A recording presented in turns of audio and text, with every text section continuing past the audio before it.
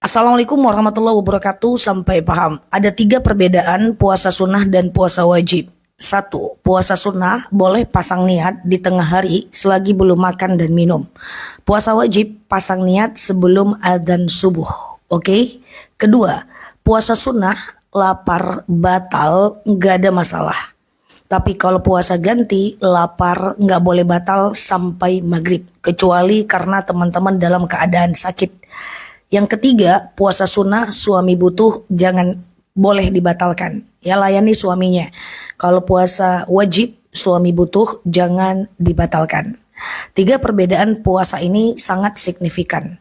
Nah, jadi teman-teman, misalnya puasa Senin dan Kamis nih, atau puasa Yaumul Bid, lalu sholat subuh, lalu baring-baring, lalu kemudian teman-teman belum sarapan, teringat ini hari Senin dan Kamis misalnya, maka teman-teman boleh puasa selagi belum makan dan minum ya. Nah, itu tentu berbeda dengan puasa yang statusnya wajib seperti puasa nazar, qadha dan puasa Ramadan. Semoga ini jadi manfaat ya buat kita semua supaya kita detil bisa membedakan kedua jenis puasa ini, sunnah dan wajib.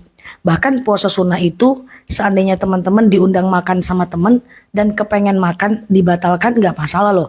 Tetapi nggak dapat ya pahala puasanya. Semoga bermanfaat. Nah, Lucky di sini like, share video saya ini.